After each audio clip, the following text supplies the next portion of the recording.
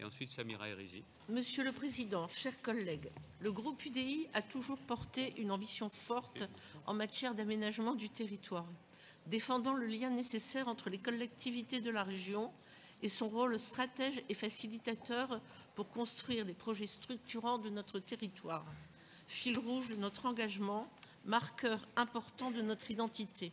Ces grandes politiques d'aménagement du territoire ont parfois été trop éloignées des besoins du terrain. Cette nouvelle politique, acte, pensée dans l'esprit de l'ancienne politique régionale d'aménagement et d'équilibre du territoire, voulue par notre président Xavier Bertrand, imaginée par Valérie Létard, mise en œuvre par Salvatore Castiglione.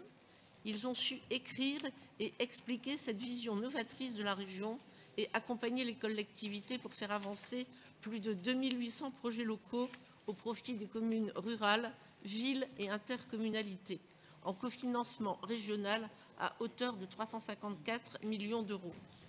Guylain Cambier et Christophe Coulon ont pris le relais pour aller à la rencontre des élus à travers toute la région, recueillir les attentes et porter notre ambition auprès de l'ensemble des élus des Hauts-de-France. La région doit faciliter l'émergence de projets de transition. C'est l'objectif de ce nouveau mandat pour une région en mouvement grâce aux projets innovants tournés vers les défis économiques, sociaux et environnementaux. Il faut encourager et permettre à nos collectivités locales de maintenir leurs investissements malgré la conjoncture économique difficile, impactée par la crise sanitaire, la guerre en Ukraine et les conséquences de ces crises. Nous nous réjouissons de l'intégration de cette politique dans des stratégies de territoire qui partent des besoins locaux. Nos vice-présidents les ont élaborées suite à une grande tournée de concertation des collectivités locales. Dans le même esprit, ils iront à la rencontre des collectivités du 1er octobre au 3 novembre prochain. Cette délibération a pour objectif d'inscrire notre politique dans le temps. Les projets d'aujourd'hui feront le développement de demain. Nous veillerons à la bonne application des critères de la 3e révolution industrielle. Nous voulons faire de la région Hauts-de-France une région pionnière, accélératrice en matière de transition écologique, énergétique, sociale et numérique. Les chantiers à mener sont nombreux, il faudra les aborder avec méthode et trouver l'équilibre entre l'adaptation aux besoins des territoires et le cadre d'intervention fixé.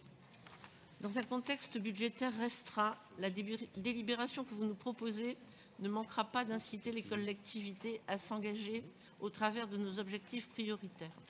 Ces différentes normes devront être respectées tout en ayant conscience des surcoûts de certaines études. Le fonds de soutien aux projets structurants, ouvert à toutes les communes et intercommunalités, permettra de soutenir les projets de grande envergure assortis d'un haut niveau d'exigence au regard de leur contribution à la démarche REF 3 et de leur articulation avec les stratégies locales.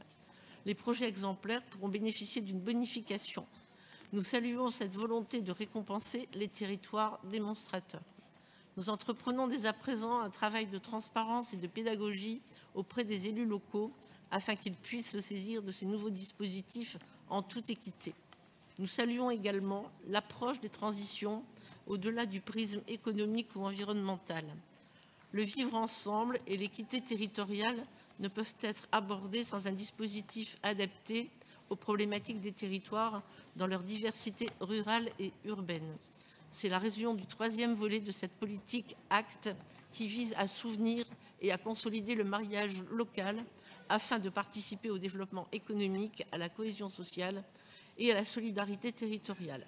Il s'agit aussi d'améliorer la qualité de vie des habitants de la région et de préserver les ressources, notamment l'eau qui me tient particulièrement à cœur en tant que maire d'une commune gardienne de l'eau.